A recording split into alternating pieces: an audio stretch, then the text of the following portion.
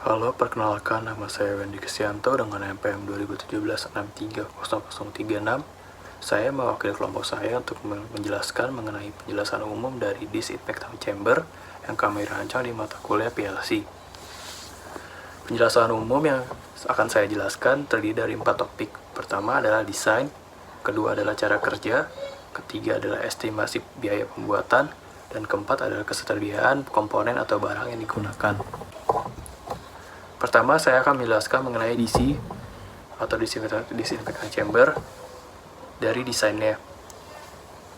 Berikut adalah desain dari disinfektan chamber yang kami rancang. Terdapat tampak depan, tampak samping, dan tampak belakang. DC yang kami rancang ini dapat digunakan untuk anak-anak hingga dewasa. Kami mendesain DC dengan ukuran 1x1x2 meter atau dengan panjang 1 meter, lebar 1 meter, dan tinggi 1 meter. Tinggi 2 meter. Lalu, kenapa kami mendesain DC dengan ukuran seperti ini? Karena kami berdasarkan data yang kami dapat, untuk ukuran tinggi rata-rata masyarakat Indonesia yaitu sekitar 159 cm. Namun, karena itu masih berupa rata-rata, masih banyak kemungkinan bahwa yang akan menggunakan DC ini adalah orang dewasa dengan tinggi hingga 2 meter. Jadi kami mendesain maksimal dari ukuran DC ini adalah 2 meter. Lalu untuk rangka dari DC ini kami menggunakan pipa PVC. Kenapa kami menggunakan pipa? Karena pertama mudah didapat dan kedua harganya murah dibandingkan kita menggunakan besi ataupun batang hollow. Pipa PVC lebih mudah untuk dipotong, didesain, lalu disambungkan dengan beberapa penyambungnya seperti penyambung tape, penyambung kekipat, dan lain-lain. Dan juga ketahanan dari PVC ini tidak kalah dengan besi. Selain itu, dengan penggunaan PVC, kita dapat dengan mudah melepaskannya atau memasangnya kembali ketika akan digunakan atau selesai digunakan.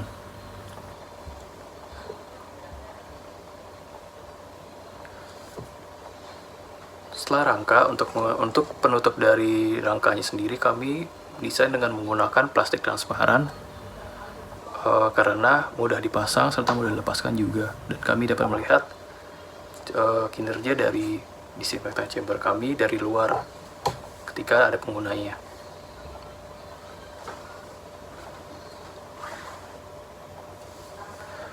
Untuk sensor, kami menggunakan area sensor pada bagian bawah chamber. Kenapa harus di bagian bawah? Karena jika di bagian tengah atau atas akan menghalangi penempatan nozzle dari disinfektan chamber sehingga penyemprotan dari cairan disinfektan tidak akan maksimal. Lalu kami juga menggunakan sensor level air yang berada pada tangki air untuk mendeteksi ada tidaknya cairan yang ada pada tangki tersebut. Karena jika tidak ada, maka disinfektan chamber tidak akan berfungsi semestinya dan perlu diisi ulang untuk cairannya. Untuk aktuator, kami menggunakan sebuah pompa yang dapat mengalirkan cairan dari tangki ke nozzle yang ada melalui selang-selang yang dihubungkan. Nozzle yang dipakai juga bukan nozzle biasa, yaitu nozzle mist, sehingga keluaran dari cairan ini akan berupa kabut. Lalu untuk semua sensor dan kelistrikan lain, kami menggunakan sebuah kotak besi yang dapat kami sebut sebagai main system yang berada di luar dari disinfektan chamber itu sendiri. Dan di bagian luar dari kotak itu terdapat 3 LED yang dapat merepresentasikan proses yang sedang dilakukan oleh DC. Alat pendukung lain yang kami gunakan adalah selang air, tangki air, dan juga nozzle yang tadi sudah saya sebutkan. Cara kerja dari disinfektan chamber ini akan lebih dijelaskan ketika kita menjelaskan mengenai simulasi dari ladder diagram proses disinfektan chamber ini. Ketersediaan komponen yang digunakan dalam disinfektan chamber yang kami rancang ini cukup banyak di pasaran. Untuk sensor, aktuator, rangka, dan juga selang dan lain-lain itu dapat kita dapatkan di toko-toko sekitar Jakarta atau kota-kota besar lainnya. Untuk toko di Jakarta, kita bisa mencarinya di Glodok, Mangga 2, ataupun dengan toko-toko lainnya. Lalu, untuk mendapatkan komponen yang akan digunakan juga bisa dilakukan dengan pemesanan online melalui beberapa website seperti Tokopedia, Bukalapak, dan lain-lain. Lalu, untuk estimasi biaya pembuatannya sendiri, kira-kira memakan sekitar biaya 10 juta rupiah. Dan ini masih bersifat tidak fix karena bergantung pada tipe dari aktuator, sensor, serta PLC yang digunakan. Jika semakin bagus, maka biaya-biaya yang digunakan juga akan semakin tinggi. Perkenalkan, nama saya Radisha dengan NPM 2017-6300009. Saya akan menjelaskan mengenai komponen dan juga sistem perkabelan daripada disinfektan chamber yang kelompok kami desain. Pertama, saya akan menjelaskan mengenai komponen terlebih dahulu. Komponen yang kami gunakan yang pertama adalah PLC Melsec FX3U dari Mitsubishi. PLC ini memiliki total input dan output sebanyak 256 ports. Kedua, kami menggunakan sensor area. Sensor area ini dapat mendeteksi hingga jarak 5 meter dan menggunakan light source infrared LED. Terdapat dua sensor dalam satu pasang sensor ini, yaitu satu sebagai transmitter dan satu sebagai receiver. Waktu respon sensor adalah 7 milisecond. Dibutuhkan tegangan sebesar 12 volt dan maksimal 24 volt untuk menggunakan sensor ini. Kemudian terdapat water level sensor.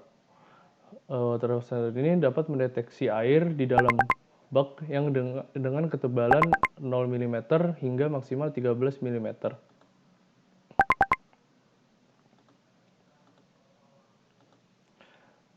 Dan kami menggunakan aktuator, yaitu sebuah pompa di mana pompa ini membutuhkan tegangan sebesar 12 volt dan dapat memberikan tekanan sebesar 130 psi.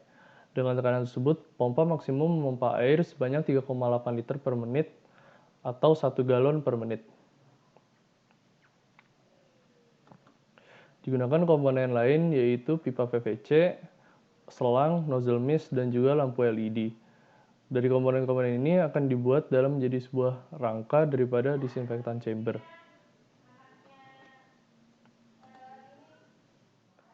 Setelah menjelaskan tentang komponen, sekarang saya akan menjelaskan mengenai sistem dari perkabelan disinfektan chamber yang telah kami desain. Berikut merupakan gambar dari sistem perkabelan dari disinfektan chamber yang telah kami desain menggunakan PLC Melsec FX3U dari Mitsubishi. Dan komponennya terdapat ada sensor level air, 3 buah LED, pompa, dan juga sensor area. Menggunakan external source tegangan 24 volt. Seluruh komponen, baik itu input maupun output pada disinfektan chamber terhubung dengan external source.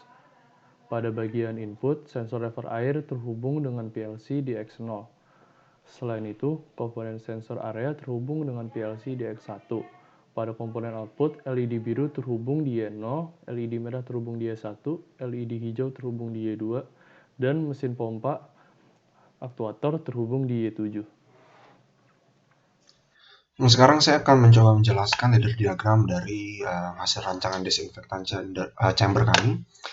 Kita meninjau pada room yang paling atas, room yang pertama, di mana ketika normally open ini, yang dinamakan X7, dinyalakan, maka otomatis lampu LED biru di sini akan menyala. Ini artinya apa? Bahwa mesin disinfektan chamber dalam kondisi standby, sehingga siap untuk memulai proses.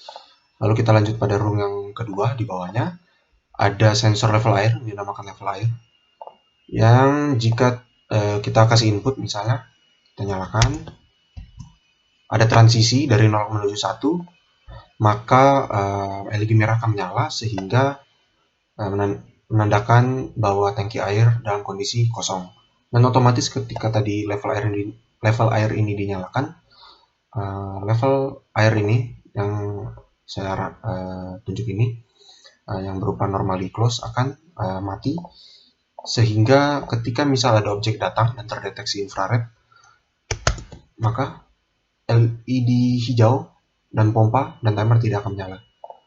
Namun jika dengan skenario bahwa level air tidak mendeteksi adanya transisi dalam artian penuh, maka jika kita coba nyalakan, misal ada objek yang datang, maka LED hijau menyala, pompa menyala, timer menyala selama 10 detik. Dan tadi ini LED hijau menyala sebagai tanda bahwa lampu indikator bahwa proses sedang berlangsung. Pompa juga melakukan tugasnya untuk memompa cairan menuju nozzle sprayer. Dan setelah tadi 10 detiknya selesai, timer T0 ini kemudian ada normally open yang dinamakan T0 akan menghidupkan